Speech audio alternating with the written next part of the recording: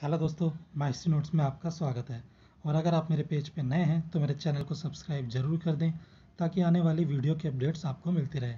तो दोस्तों, आज का जो हमारा टॉपिक है वह है जहांगीरनामा। और इस टॉपिक में हम देखेंगे कि जहांगीर ने जो अपनी जहांगीरनामा लिखी और लिखवाई तो उसने किन किन चीज़ों को इस यानी कि कौन कौन से विषय को अपनी जहांगीरनामे में शामिल किया। तो चलिए दोस्तों, शुरू करते हैं। तो दोस्तों, आज का जो हमारा टॉपिक है वह है जहांगीरनामा। तो दोस्तों, सबसे पहले मैं ये बता दूं कि जहांगीर ने जब जहांगीरनामा लिखवाया तो उसने ऐसा नहीं है कि अचानक से ही उसके मन में आया कि मैं अपने बारे में किताब लिखवाऊं, बल्कि कि उसने अपने पिता अकबर का इस मामले में अनुसरण किया, क्योंकि अकबर ने भी अपने विद्वान यानी कि अब्बुल फजल से अकबरनामा लिखवाया था, जो कि मैंने इससे पहले भी टॉपिक में आपको बताया था। तो उसी से यानी कि अपने पिता अकबर से प्रेरित होकर जहांगीर ने भी क्या जहांगीरनामा लिखने का जो है कि कार्यरत हुआ लिखने के लिए।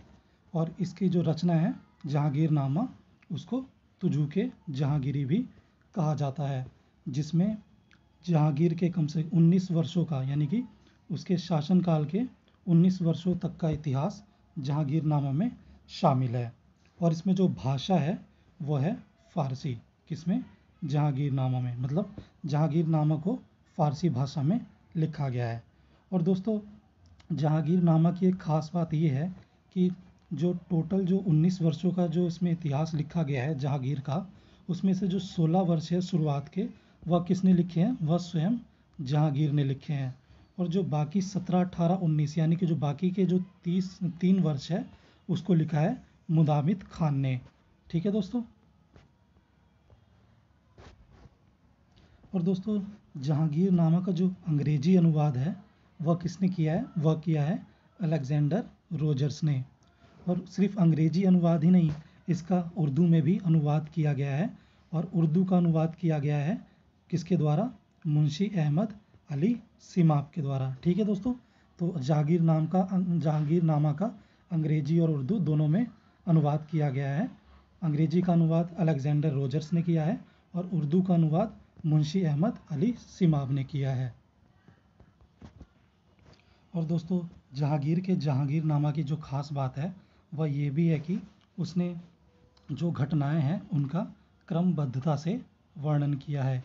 यानी क्रमबद्धता कहने का मतलब यानी जो घटनाएं जब घटी वो तुरंत ही उसे अपने जहांगीरनामा में लिख लेता था। और जब वो लिखता था तब उसे यदि कोई दूसरी घटना भी याद आ जाती थी जहांगीर को, तो वह भी उस घटना को उसी समय अपनी जहांगीरनामा में लिख लेता था।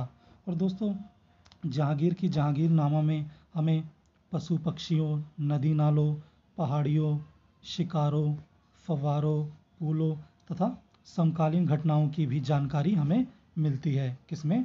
जहांगीरनामा में। और इतना ही नहीं, उसने अपने पिता अकबर के भी काल की जो महत्वपूर्ण घटनाएं घटी हैं उसकी जानकारी को भी उसने अपने जहांगीरनामा में सम्मिलित किया है। ठीक है दोस्तों। तो दोस्तों, अब हम थोड़ा संक्षेप में देखते हैं कि जहांगीरनामा में किन किन चीज़ों की जानकारी दी गई है। तो दोस्तों, जहांगीरनामा में मुग़ल सेनाओं की जो युद्ध होते थे यानी कि उनके जो शत्रु होते थे उनकी जानकारी दी गई है। और उन युद्धों के क्या परिणाम होते थे उन सब की जानकारी दी गई है। साथ साथ इसमें जो दक्षिण मोर्चा था, जहाँ पर मुग़ल सेनाओं को हार का सामना करना पड़ा और उस हार के कारण क्या थे उसकी जानकारी दी गई है। साथ साथ मुग़ल अधिकारियों के झगड़े यानी कि जो अमीर वर्ग थे, जो कुलीन वर्ग होते थे, वह भी आपस में झगड़ते रहते थे, तो उनकी जानकारी भी दी गई है। और मनसबदारों की भी जानकारी दी गई है। मनसबदार यानी कि वो मनसबदार जिनको मनसब के रूप में ज़मीनें दी जाती थी, तो उनके बारे में भी जानकारी दी गई है कि कब उनकी मनसबदारी को बढ़ाया जाता था। साथ साथ उन मनसबदारों को कितने प्रकार के उपहार दिए जाते थे, भेंट में क्या क्या दिया जाता था बादशाह द्वारा। इन सबको जहांगीरनामा में जहांगीर ने सम्मिलित करवाया है। और साथ साथ जो अधिकारियों की नियुक्ति होती थी और उनके जो तबादले होते थे उसकी जानकारी भी हमें जहांगीरनामा में मिलती है। और मेवाड़ के सिसोदिया तथा अन्य राजपूत जो थे उस समय उनके साथ बादशाह का किस तरीके का संबंध था उसको भी जो है जहांगीरनामा में शामिल किया गया है। और दोस्तों मेवाड़ के राजा यानी जो राजपूत थे वहाँ के, जो सिसोदिया थे, उनके साथ जो मुगलों की संधि हुई थी उसकी जानकारी भी हमें जहांगीरनामा में देखने को मिलती है। और उस संधि की क्या क्या शर्तें थी इसको भी जहांगीरनामा में शामिल किया गया है। तो दोस्तों ये तो हो गई राजनीतिक घटनाओं की जानकारी। अब बात करते हैं कुछ सामाजिक और भौगोलिक के बारे में। सामाजिक यानी कि जो जहांगीरनामा है उसमें जहांगीर ने हिंदुओं के जो रीति रिवाज होते थे उनको भी उसने वर्णित किया है किसमें, जहांगीरनामा में। और साथ साथ उसने कुछ स्थानों की भौगोलिक परिस्थितियों का भी वर्णन किया है।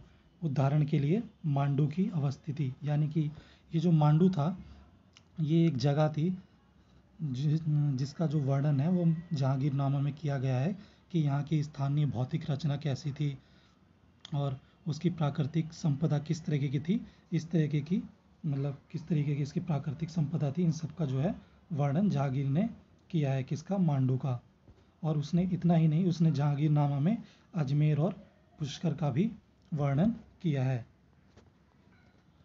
और दोस्तों जैसा कि मैंने आपको अभी बताया था कि जो जहांगीर था वो उसने जहांगीरनामा में पेड़ पौधों फूल पत्ते मतलब इन सब का वो प्रेमी था, इसीलिए उसने इन सब चीज़ों को अपनी जहांगीरनामा में शामिल करवाया था। और साथ साथ वो भौगोलिक परिस्थितियों को भी अपनी जहांगीरनामा में शामिल कराता गया। इसीलिए उसकी जो ग्रंथ था यानी कि जहांगीरनामा, उसको इनसाइक्लोपीडिया भी कहा जाता है। ठीक है दोस्तों। और इसीलिए जो आधुनिक इतिहासकार है वह जहांगीर को प्राकृतिक प्रेमी भी कहते हैं, क्योंकि उसे प्राकृतिक से बहुत ही लगाव था और वह इन सब चीज़ों को अपने चित्रों में, अपनी किताबों में शामिल करता था। इसीलिए उसको प्राकृतिक प्रेमी बादशाह का भी खिताब दिया गया है, किसको, जहांगीर को।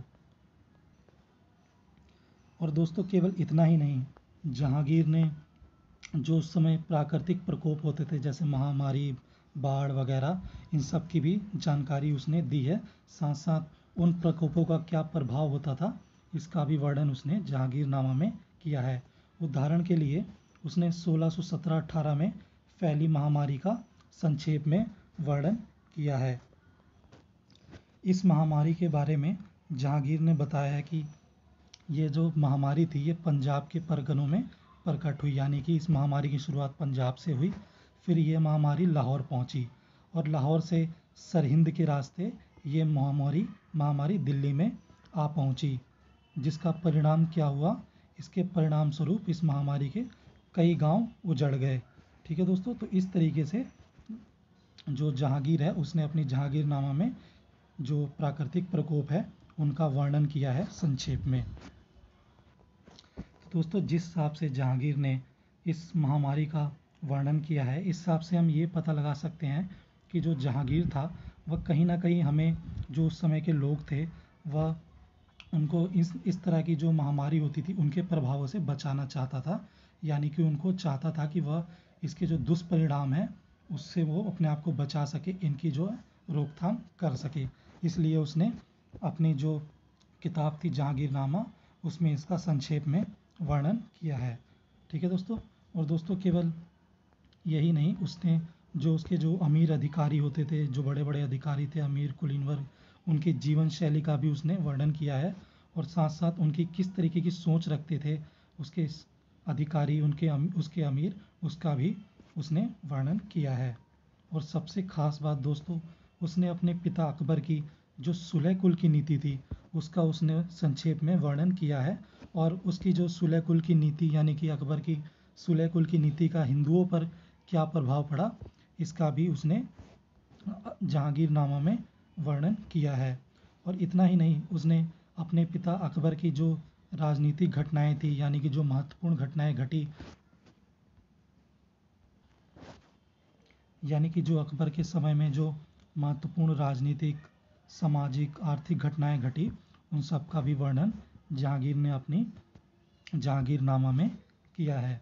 और दोस्तों ऐसा नहीं है कि जहांगीर केवल एक जगह बैठकर ही मतलब कि उसने अपने जहांगीरनामा को लिखा, मतलब वो कई जगह घूमता भी था, जैसे कि उसने कई यात्राएं की, अजमेर, मालवा, गुजरात, पंजाब तथा कश्मीर, मतलब ये उसने प्रमुख यात्राएं की। और अपने इस भ्रमण के दौरान ही उसने जगह जगह का मतलब कि एक एक्सपीरियंस लिया, चीज़ों को जाना समझा, और तब जाके उसने अपनी किताब यानी कि जहांगीरनामा में इन सब का वर्णन किया, यानी कि इन सब को लिखा। ठीक है दोस्तों। तो दोस्तों केवल जहांगीरनामा यानी कि तुझू के जहांगीरी ही नहीं, जहांगीर के ऊपर एक इकबाल नामा जहांगीरी भी लिखी गई। और ये किसने लिखी गई? जिसने जहांगीर के जो 17, 18, 19वां जो शासनकाल था, जिसने उसको लिखा था, किसने? मुदामिद खान ने। उसने ही एक किसको? इकबाल नामा जहांगीरी भी लिखी। तो दोस्तों ये कौन था? ये ईरान से भारत में आया था नौकरी की तलाश में। और इसने जो जहांगीर के जहांगीर के जो लास्ट के जो 3 वर्ष इसने लिखे थे, इस वजह से जहांगीर इसकी योग्यता से काफ़ी परिचित हो चुका था। इसलिए जहांगीर ने इसको एक और किताब यानी कि इकबाल नामाए जहांगीर लिखने का भी आदेश दिया, यानी कि रचना करने का आदेश दिया। तो इसने यानी कि मुदामिद खान ने इसको यानी कि इकबाल नामाए जहांगीर को कितने? 3 भागों में लिखा, यानी 3 भागों में इसको विभाजित। और इसके 3 भागों में जो प्रमुख भाग है, उसमें इसने तैमूर वंश की उत्पत्ति से लेकर बाबर द्वारा जो मुगल शासन की स्थापना की गई और हुमायूं के इतिहास तक, यानी कि तैमूर वंश की उत्पत्ति से लेकर बाबर के मुगल इस्टेब्लिश करने के बाद से हुमायूं के पूरे इतिहास तक का प्रथम भाग में विवरण दिया गया है। किसमें? इकबाल नामाए जहांगीर में। ठीक है दोस्तों। तो ये इसके पहले भाग में था। और इसके जो दूसरे भाग है उसमें अकबर के राज्य का वर्णन संक्षेप में किया गया है। ठीक है दोस्तों।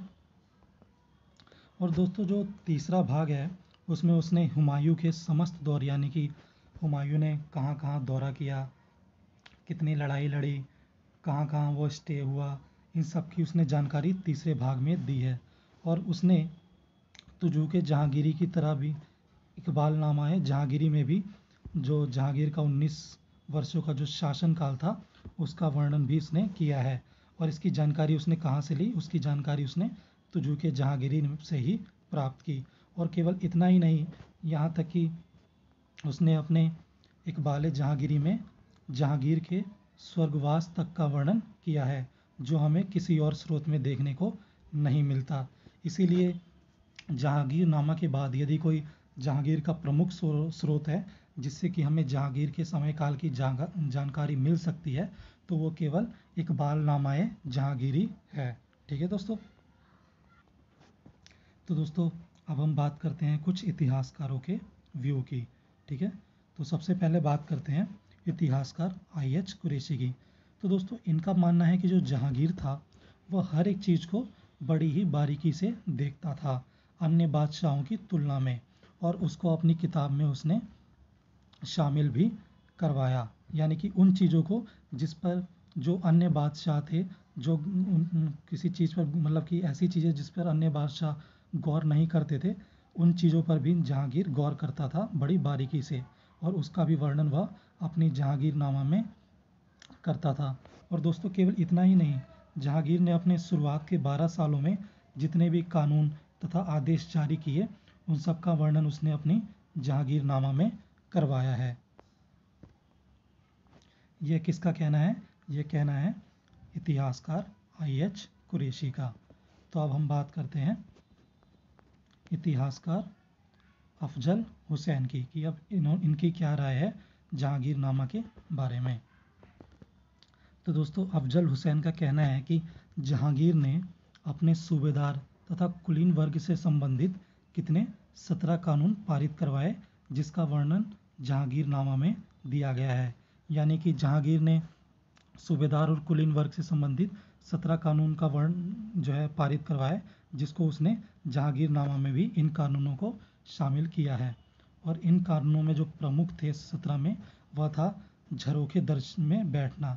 यानी कि एक दर्शन होता था जिसमें सिर्फ केवल राजा ही बैठ सकता था। इसमें केवल राजा और उसकी रानी यानी कि झरोखा दर्शन होता था, जिससे कि जो आम जनता होती थी वह अपने राजा को देखते थे। तो इस झरोखे दर्शन में बैठने का केवल अधिकार राजा को था, इसीलिए उसने अपने अमीर वर्ग और कुलीनों को इस दर्शन में बैठने को मना कर दिया था। और केवल इतना ही नहीं, उसने अपने जो कुलीन वर्ग थे उनको हाथियों की लड़ाई देखने से भी अनुचित कर दिया था कि वह हाथियों की लड़ाई भी नहीं देखेंगे।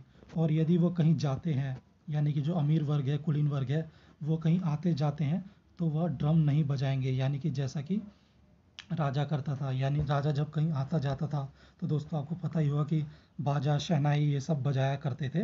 तो ये चीज़ कुलीन वर्ग ना कॉपी करे राजा की, इसलिए ये 17 कानून पारित किए गए थे। और इतना ही नहीं, उसने राजा ने जहांगीर ने यह भी कहा था इन कानूनों में कि कोई भी अमीर वर्ग एक दूसरों को सलाम नहीं करेगा। ठीक है दोस्तों, तो इस तरीके के इस 17 कानून अमीर वर्ग और कुलीन वर्ग से संबंधित जहांगीरनामा में संकलित किए गए हैं। ठीक है।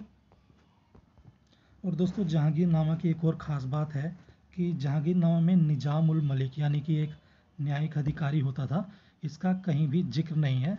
लेकिन इसके बावजूद भी हम ये जानते हैं कि जो जहांगीर था वो न्याय को महत्व देता था।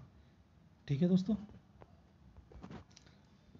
तो दोस्तों इसीलिए इतिहासकार कॉर्ने फेब्रे बताते हैं कि जहांगीर का जो न्याय था वह सबके लिए एक समान था, यानी कि अमीर, गरीब, कमज़ोर व ताकतवर सबके लिए जहांगीर का न्याय एक समान था।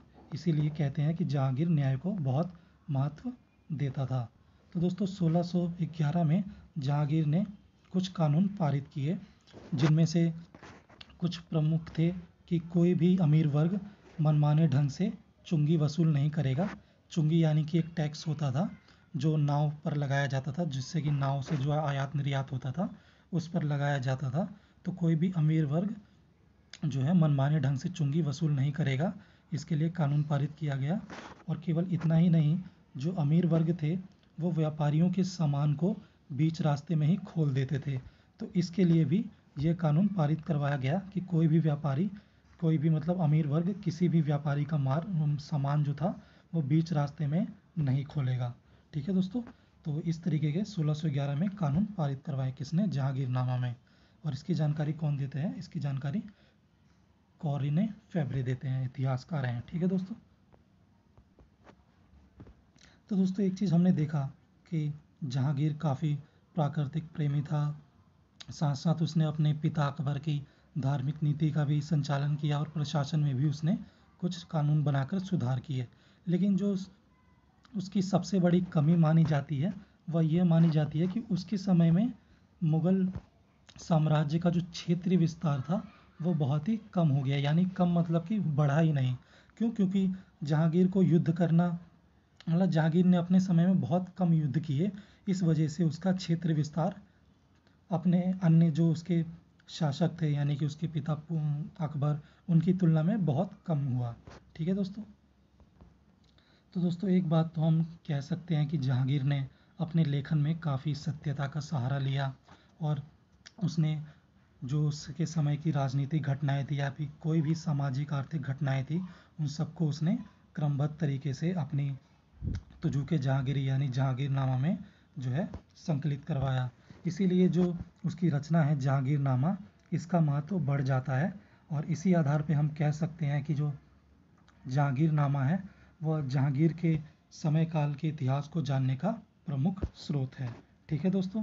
तो दोस्तों ये टॉपिक ज़्यादा बड़ा नहीं था, उम्मीद करता हूँ आपको पसंद आएगा। तो इस वीडियो को लाइक और शेयर करना मत भूलिएगा। तो चलिए मिलते हैं नेक्स्ट टॉपिक में, और इसे देखने के लिए आपका बहुत बहुत शुक्रिया।